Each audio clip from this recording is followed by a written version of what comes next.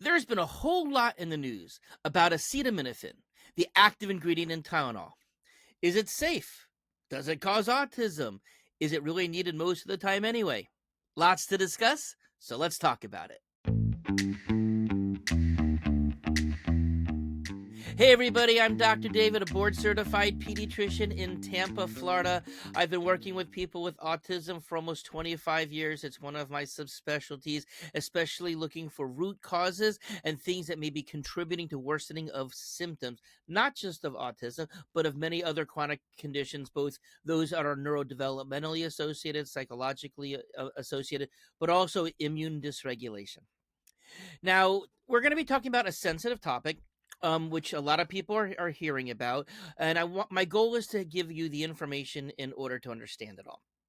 And this discussion certainly reignited in the past month due to comments by RFK Jr., and especially most recently when he linked autism, circumcision, and acetaminophen together as a cause of increased autism.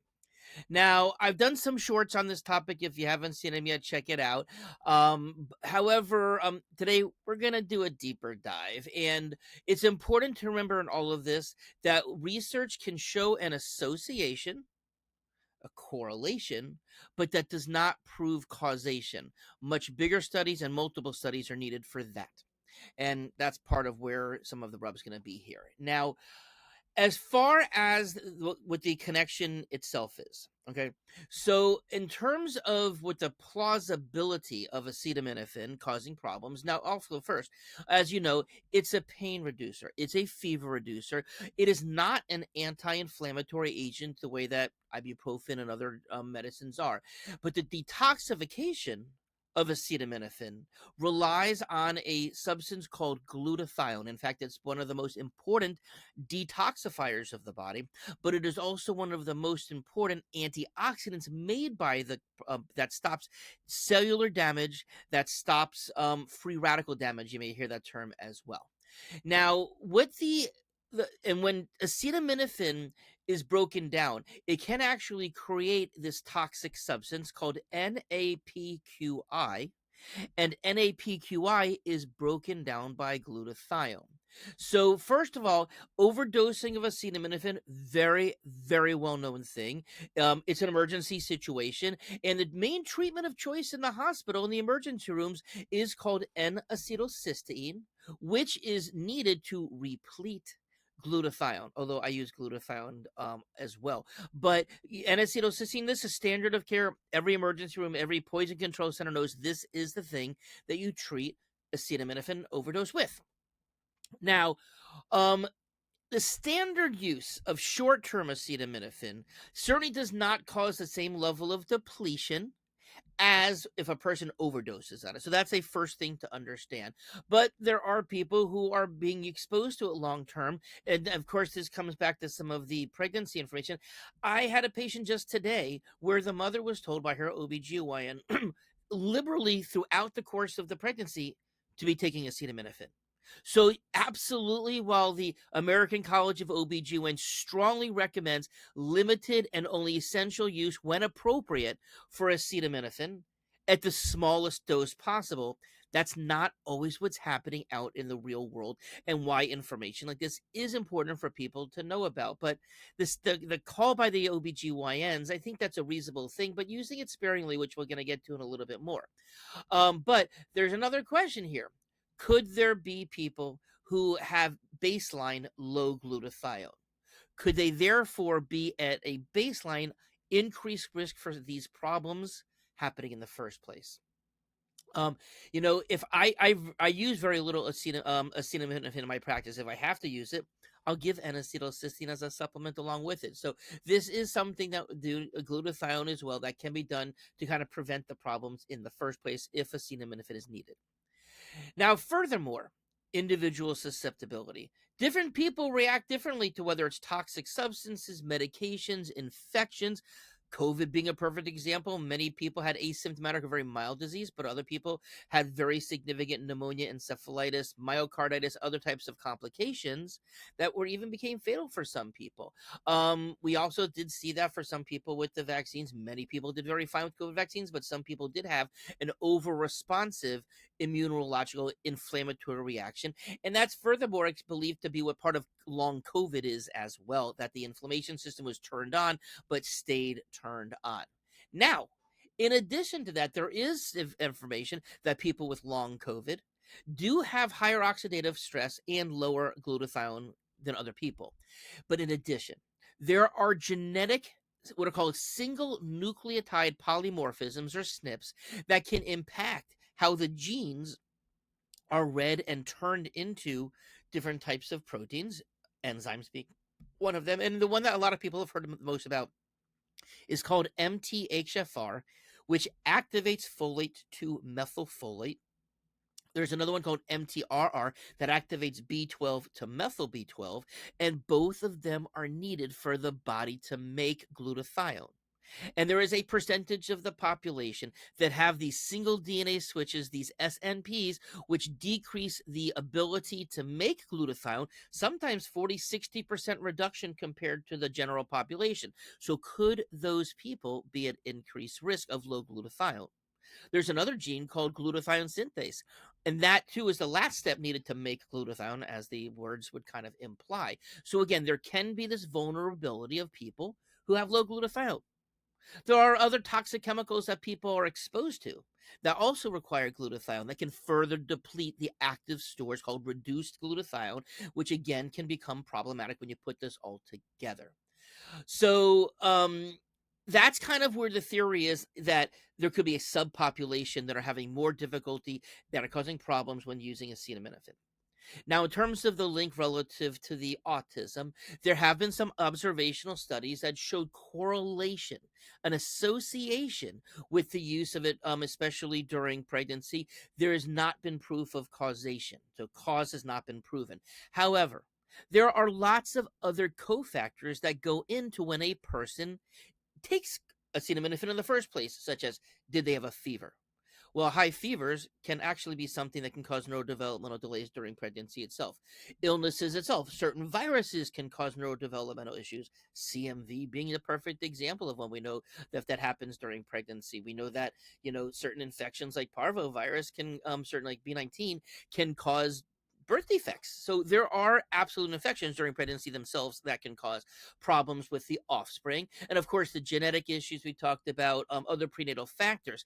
And none of the, in this research that was done that did show this association with autism, they really didn't do a great job correlating all of those, associating all of those other things as to what also could have been involved.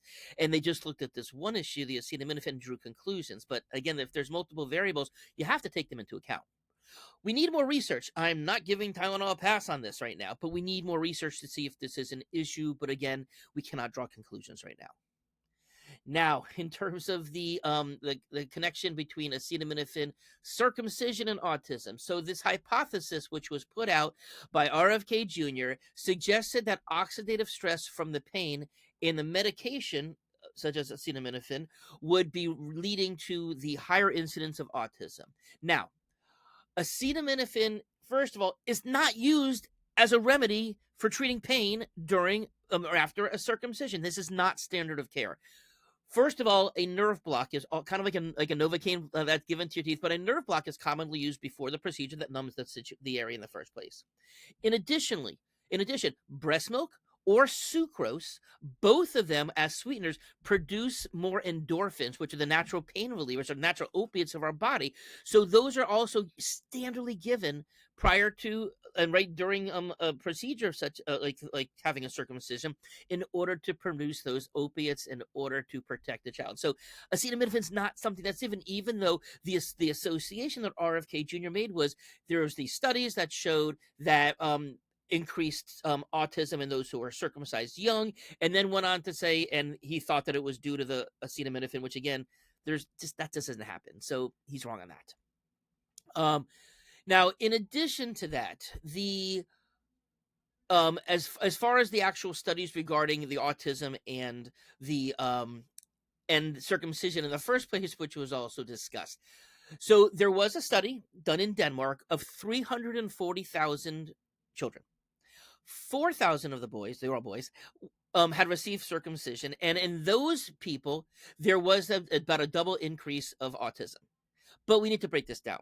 First of all, in Denmark, circumcision is not routinely done. That's why only 4,000 of 340,000 were even part of this as well. But also, we have to realize that who are the people who are more likely going to circumcise their children, especially early on? Jewish people. Muslims do too, but usually it's a little later on. But what do we know? Jewish people, they tend to live closer together. So could there be certain regions of the country there was more environmental toxic chemicals in there that those people were exposed to?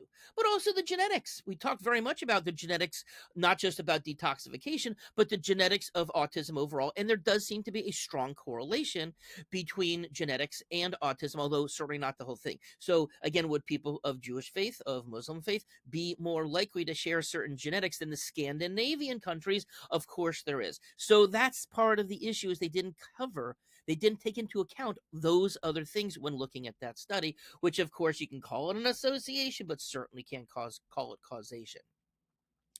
Now, as far as during pregnancy, as I mentioned, that's kind of what one of those concerns are. But it's also important to remember ibuprofen, the other thing used to reduce fevers and to treat pain, can affect fetal kidneys. It can, especially during the third trimester, it can impact there's a vessel that goes between the fetal the artery and the vein called the as far as what leads to and then leaves the heart, called the ductus arteriosus. That closes after the baby is born. That naturally closes, and that's what allows the circulation of the blood through the lungs to happen. But the concern is that ibuprofen, if taken during the third trimester, it may cause that vessel to close up sooner, potentially affecting what the blood flow is to the heart and the lungs and the rest of the body. So both of these should be used cautiously. I don't treat low-grade fevers in my practice. High-grade fevers, if a kid, I let it run. In a pregnancy, it's a little bit more concerning because of what high fevers may do to pregnancy, but you don't have to treat a fever. In fact, I say treat the kid, treat the patient, don't treat the number. And that's super important because you can let it ride. Fever is part of the immune response, helps us fight infections in kids. Kids get better quicker if you let the fever stay. Again, in pregnancy, got to be a little bit more a little bit more cautious about this. But overall, what should we be doing when you have a fever? Comfort, hydration, maybe some cool rags, not ice, and rest.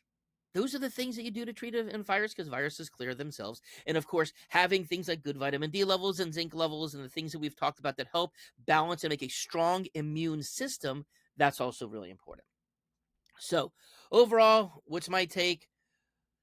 There is a mechanism that is out there that could be a plausible explanation, but it has not been proven, and a lot more research has been done. The individual's biology, their genetics, their exposures, all play a big role in all of this. And again, you want to make sure that you're doing getting informed information, working with clinicians who do follow the P2I Making Healthy Kids philosophy that I'm talking about here. Again, I share this information so that you can make the best decision for yourself.